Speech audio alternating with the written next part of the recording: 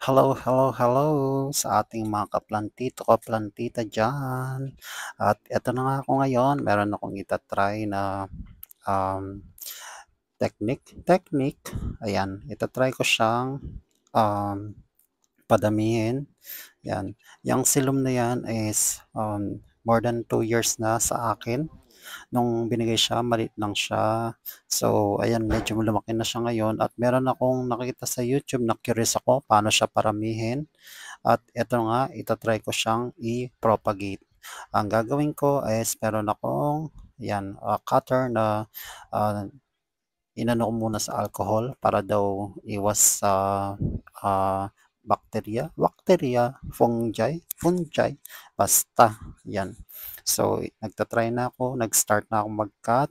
Siyempre yung ika-cut ko diyan is yung, part na merong roots kasi hindi naman siya tutubo ng walang roots. So, ayun na nga at, siyempre 'pag walang roots, eh, di made-deads lang, eh, di sayang lang naman yung effort natin. So, ayun na nga at yung pagpuputulan ko na 'yan na maraming ugat ay babalik siya sa pot. So, medyo nahirapan akong mag-cut diyan kasi medyo malaki na siya, medyo matanda na at saka ayun, medyo ano lang, manipis lang yung, blade ng cutter ko. So, baka mamaya may tendency na masira yung aking, cutter, 'yan. 'Yan, pinaikot-ikutan ko siya, siyempre iniiwasan ko na ma-damage yung, pinaka-roots niya, 'yan. Yung mga fresh roots niya nakakalabas lang, which is good thing. Napaka-healthy naman itong halaman na 'to. At ayan na nga, successfully naputol ko siya, ayan na siya, oh, oh, 'di ba? Bilangin niyo 'yan, maraming ano 'yan, maraming stem at meron akong pa-betadine diyan, sabi nila lagyan ng betadine para maiwas infection, o 'di ba? Sugat lang ng tao, lakas maka-promote. Baka betadine baka naman, ayan nilagyan ko rin yung ano, yung pinaka mother ano niya, mother plant, basta yung pinaka mother roots niya, ayan.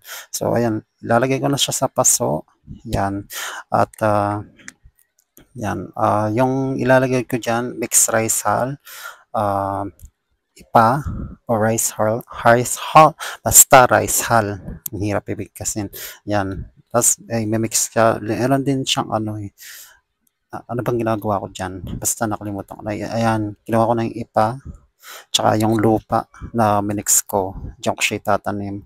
So, ayan o, halo, sige, ayan, ganyan ginawa ko, halo kay ube, ayan, ganyan lang tayo maghalo. So, yun, tapos ilalagay natin siya dun sa pot syempre. At meron po akong namali diyan, ayan o, mix kong mix, walang gloves siya na. Ganyan kasi ako ano, gusto ko, um, ano ko, basta nakalimutan ko yung ano, hands-on. Ko ang hirap mag-isip. Yan, hands-on. Yan, hands-on tayo sa pag At ayan na nga siya. Yan, o, di ba? Sige.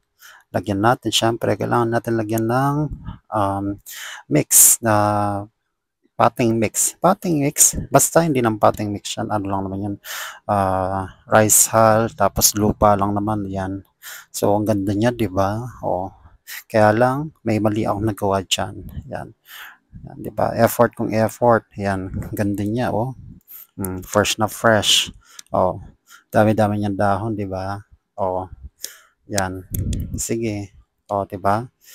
E di naayos ko na siya. So ngayon, ang susunod ko sanang gawin is yung ugat. Ayoko naman kasing ano, ayokong putulin yung mga ugat ng mother roots niya. Mother roots, ayan. Basta, yan, hayaan niyo na. So ayan, ilalagay ko sana siya dun sa ano, sa yayamanin pot na yun. Ayun, no, yayamanin pot na kulay gray. Kaya lang, dahil sa sobrang ano niya, laki niya, hindi siya nagkasya. So ayun, ayun, oh. Yun pa lang punong-puno na, wala pang lupa. Wala pa akong nagbubuhos na lupa diyan, pero punong-puno na siya. So ang ending, tatanggalin natin siya diyan at pagpapalitin natin sila. Ayan, oh. Nagpakanda hirap-hirap ako diyan. Pero tingnan niyo nangyari. Itatanggalin ko rin ulit siya kasi hindi kasya, wala pa siyang masyadong ano, ipa. Ayan. Wala pa siyang masyadong lupa at saka ipa, oh, 'di ba? Ang ending, balik, oh, baklas. Oh, baklas ulit, oh. 'Di ba, pinagod ko lang yung sarili ko.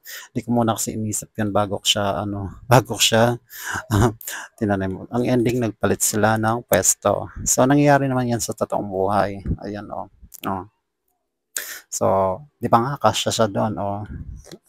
Eto siya, oh, ayan, ganyan. Sige lang, oh, 'di ba? Sige.